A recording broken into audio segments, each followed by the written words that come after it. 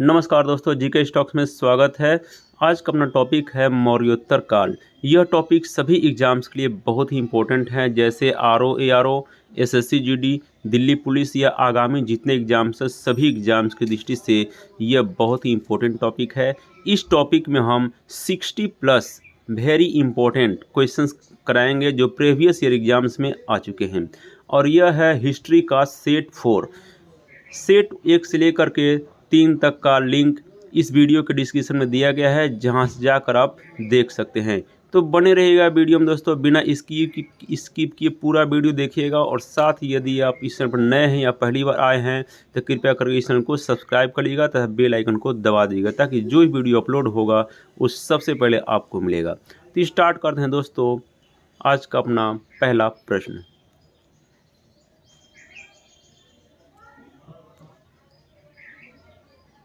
इस सारे प्रश्न प्रीवियस एग्जाम्स में आ चुके हैं। तो स्टार्ट करते हैं आज का अपना पहला प्रश्न। अंतिम मौर्य सम्राट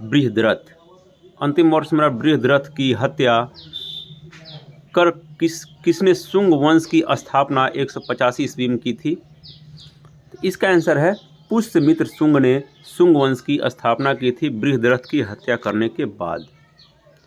अगला प्रश्न है, पुष्यमित्र शुंग मौर्य सम्राट बृहद्रथ की राजकीय सेना में किस पद पर आसीन था? यह भी बहुत इंपॉर्टेंट क्वेश्चन है।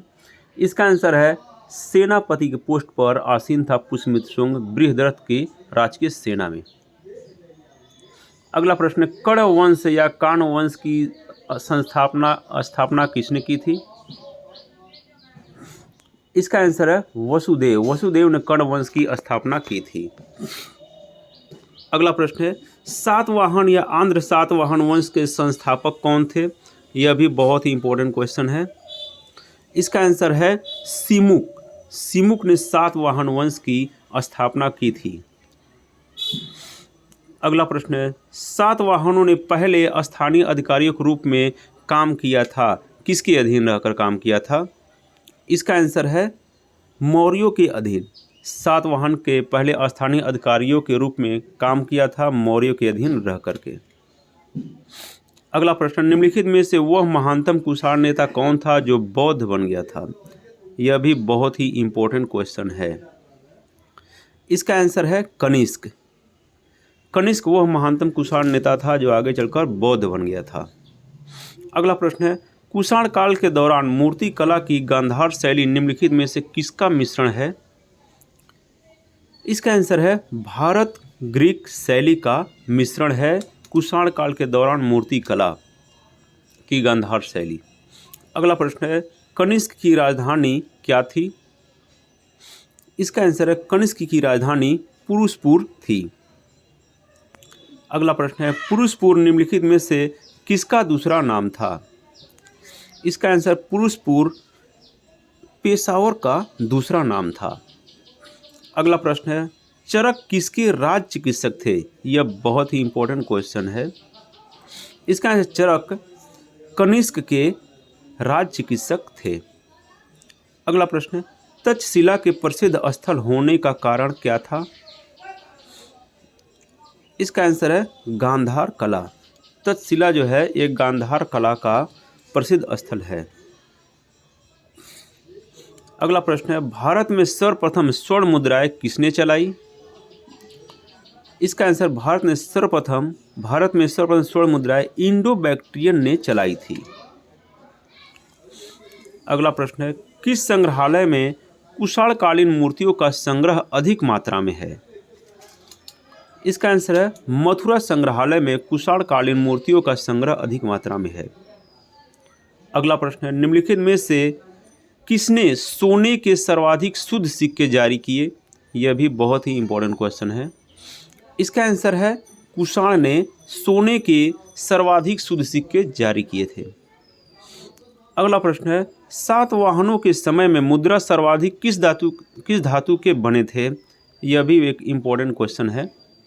इसका आंसर है सीसा के बने होते थे। सातवाहन के समय में मुद्रा जो सर्वाधिक थे वे सीसा के बने होते थे। अगला प्रश्न, निम्नलिखित में से कनिष्क के समकालीन कौन थे? इसका आंसर है कनिष्क के समकालीन नागार्जुन, अश्वघोष और वसुमित्र थे। अगला प्रश्न है, किस वंश के शासकों ने ब्राह्मणों एवं बौद्ध भिक्षुओं को कर मुक्त भूमि या गांव देने की प्रथा आरंभ की? यह बहुत ही इंपॉर्टेंट क्वेश्चन है, यह भी कई बार एग्जाम्स में आ चुका है। इसका आंसर है सातवाहन वंश के शासकों ने ब्राह्मणों एवं बौद्ध भिक्षुओं को कर मुक्त भूमि या गांव देने की प्रथा आरंभ की। अगला प्रश्न है, भारतीय रंगमंच में यौनिका पर्दा का शुभारंभ किसने किया? इसका आंसर है यूनानियों ने। भारतीय रंगमंच में पर्दा का शुभारंभ यूनानियों ने किया था। अगला प्रश्न है, भारतीयों के महान रेशम मार्ग किसने आरंभ किया? इसका आंसर है कनिष्क। कनिष्क ने भारतीयों के महान रेशम मार्ग की आरंभ किया। अगला प्रश्न है, निम्नलिखित में से किसने बड़े पैमाने पर स्वर्ण मुद्राएं चलाई थी? यह भी एक इम्पोर्टेंट क्वेश्चन है। इसका आंसर है कुषाण शासकों ने। कुषाण शासकों ने बड़े पैमाने पर स्वर्ण मुद्राएं चलाई थी। अगला प्रश्न है, चरक और नागार्जुन किसके दरबार की शोभा थे? यह किसके दरबारी थे? यह बहुत ही इम्पोर्टेंट है। इसका आंसर है चरक और नागार्जुन कनिष्क के दरबारी की शोभा थे या कनिष्क के समकालीन थे। अगला प्रश्न है, शक संवत का प्रारंभ किस सम्राट के शासन काल में 78 ईस्वी में हुआ था? यह भी एक इम्पोर्टेंट क्वेश्चन है। इसका आंसर शक संवत का प्रारंभ कनिष्क के शासन काल में हुआ था। अगला प्रश्न है, तक्षशिला विश्वविद्यालय कहाँ पर स्थित था? इसका आंसर है पाकिस्तान। पाकिस्तान में तक्षशिला विश्वविद्यालय स्थित था। अगला प्रश्न है, प्राचीन काल में कलिंग का महान शासक कौन था? इसका आंसर है खारवेल। प्राचीन काल में कलिंग के महान शासक खारवेल थे। तो दोस्तों, यदि वीडियो आपको अच्छी लग रही है तो आप इस चैनल को सब्सक्राइब कर लें तथा बेल आइकन को दबा दें ताकि जो भी इस टाइप वीडियो अपलोड हो उस सबसे पहले आपको मिले। अगला प्रश्न है, कुषाण काल में सबसे अधिक विकास किस क्षेत्र में हुआ था? इसका आंसर है कुषाण काल में सबसे अधिक विकास वास्तुकला के क्षेत्र में हुआ था। अगला प्रश्न है, सातवाहनों ने आरंभिक दिनों में अपना शासन कहाँ शुरू किया? इसका आंसर है सातवाहनों ने आरंभिक दिनों में आंध्र प्रदेश में अपना शासन शुरू किया था। अगला प्रश्न है, सातवाहन की राज्य की राजधानी कहाँ थी? यह भी एक बहुत ही इंपॉर्टेंट क्वेश्चन है। इसका आंसर है पैठण या प्रतिष्ठान में सातवाहन राज्य की राजधानी थी। अगला प्रश्न है, निम्नलिखित में से कौन सा अभिलेख कलिंग नरेश खारवेल से संबंधित है? इसका आंसर है हाथी गुम्फा। हाथी गुम्फा अभिलेख कलिंग नरेश खारवेल से संबंधित है। अगला प्रश्न है, किस सातवाहन नरेश ने गाथा सप्तशती नामक महत्वपूर्ण कृति की रचना की? इसका आंसर है हाल। हाल ने गाथा सप्तशती नामक महत्वपूर्ण कृति की रचना की थी। हाल ने। यह भी एक बहुत ही इम्पोर्टेंट क्वेश्चन है। अगला प्रश्न है, सातवाहन शासकों की राजकीय भाषा क्या थी? इसका आंसर है सातवाहन शासकों की राजकीय भाषा प्राकृत थी। अगला प्रश्न है, मौर्य साम्राज्य के ध्वस्त होने के पश्चात कई आक्रमणों की श्रृंखला जारी रही। उसमें भारत पर सबसे पहले आक्रमण निम्नलिखित में से किसने किया था? इसका आंसर बैक्ट्रियन या ग्रीक ने उस समय आक्रमण किया था जब मौर्य साम्राज्य के ध्वस्त हो रहे थे। अगला प्रश्न है, मौर्यों के बाद दक्षिण भारत में सबसे प्रभावशाली राज्य कौन सा था? इसका आंसर मौर्यों के बाद दक्षिण भारत में सातवाहन सबसे प्रभावशाली राज्य था। अगला प्रश्न है, बुद्ध की खड़ी प्रतिमा निम्नलिखित में से किस काल में बनाई गई? यह भी एक इम्पोर्टेंट क्वेश्चन है। इसका आंसर है कुषाण काल। कुषाण काल में बुद्ध की खड़ी प्रतिमा बनाई गई। अगला प्रश्न है, शुंग वंश के बाद किस वंश ने भारत पर राज्य किया? इसका आंसर है कण्व वंश या काण्व वंश। शुंग वंश के बाद कण्व वंश ने भारत पर राज किया। अगला प्रश्न है, किस चीनी जनरल ने कनिष्क को हराया था? इसका आंसर है पैन चाओ। पैन चाओ एक चीनी जनरल था जिसने कनिष्क को हराया था। अगला प्रश्न है, उत्तरी और उत्तरी पश्चिमी भारत में सर्वाधिक संख्या में तांबे के सिक्कों को जारी किया था किसने? इसका आंसर है कुषाण ने। कुषाणों ने उत्तर तथा उत्तर पश्चिमी भारत में सर्वाधिक संख्या में तांबे के सिक्के को जारी किया था।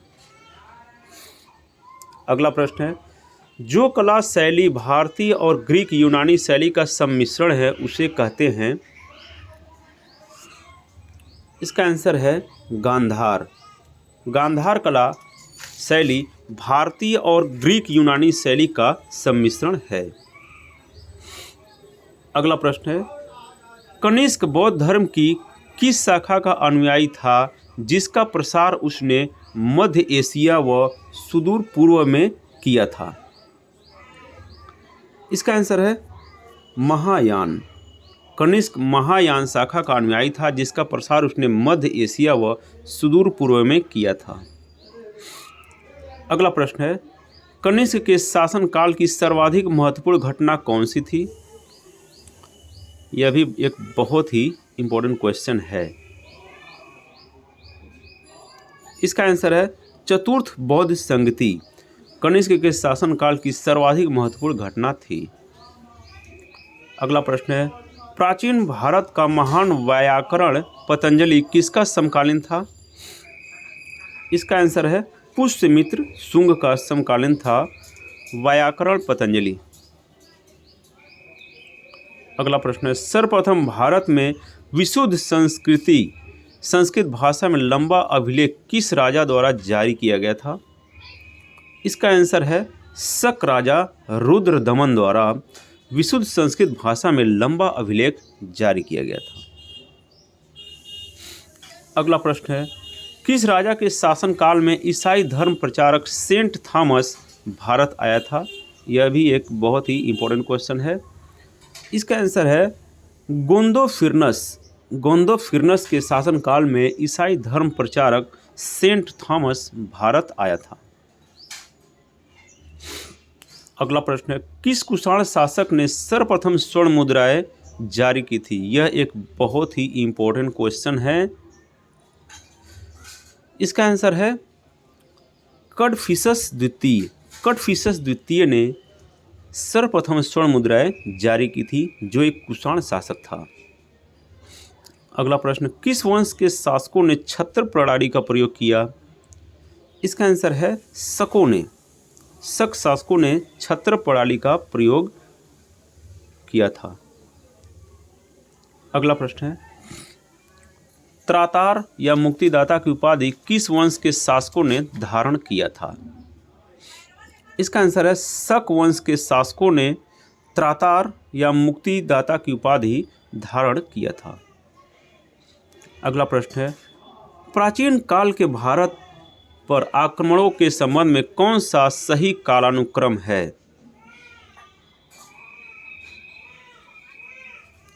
इसका आंसर है यूनानी शक कुषाण। यह कालानुक्रम सही है। अगला प्रश्न है, भारत में प्रथम बार सैनिक शासन मिलिट्री गवर्नशिप व्यवहार में लाया गया था किसके द्वारा? इसका आंसर है ग्रीकों के द्वारा सर्वप्रथम भारत में सैनिक शासन व्यवहार में लाया गया था। अगला प्रश्न है, ईसा पूर्व दूसरी सदी के प्रारंभ में उत्तरी अफगानिस्तान में स्थापित भारत यूनानी राज्य था। इसका आंसर है बैक्ट्रिया। अगला प्रश्न है, चार धातुओं सोना, चांदी, तांबा एवं सीसा के सम्मिश्रण से बनने वाले सिक्के को क्या कहा जाता था? यह एक बहुत ही इम्पोर्टेंट क्वेश्चन है जो कई बार एग्जाम्स में आ चुका है। इसका आंसर है कारशांपड़।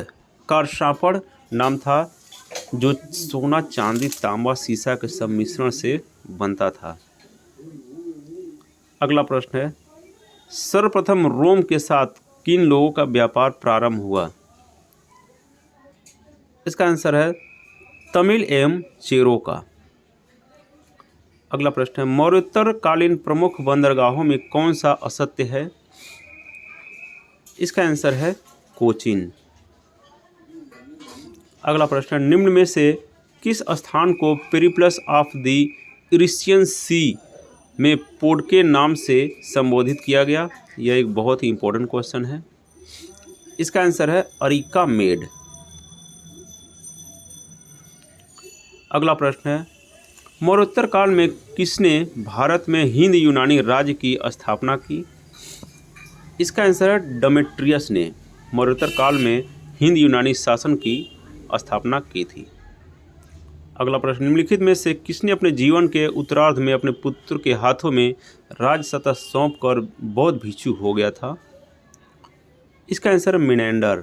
मिनेंडर ने अपने जीवन के उत्तरार्ध में अपने पुत्र के हाथ में राज सत्ता सौंपकर बौद्ध भिक्षु हो गया था। अगला प्रश्न है, कुषाणों का संबंध था?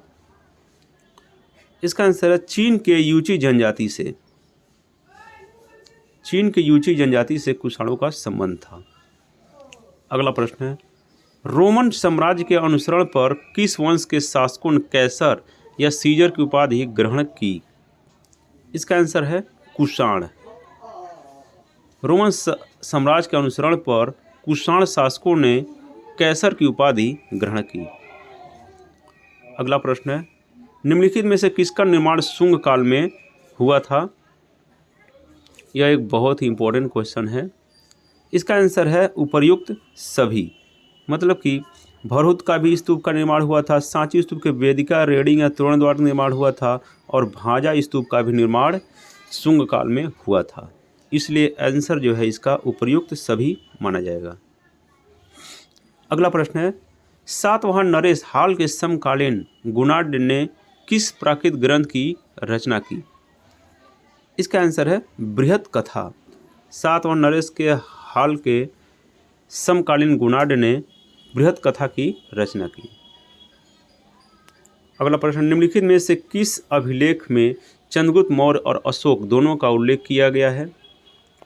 इसका आंसर है महाक्षत्रप रुद्रदामन का जूनागढ़ अभिलेख में चंद्रगुप्त मौर्य और अशोक दोनों का उल्लेख किया गया है। अगला प्रश्न है, प्राचीन भारत में निम्न में से किस एक ने नियमित रूप से सोने के सिक्के चलाए?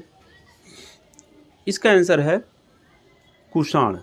कुषाणों ने नियमित रूप से सोने के सिक्के चलाए थे।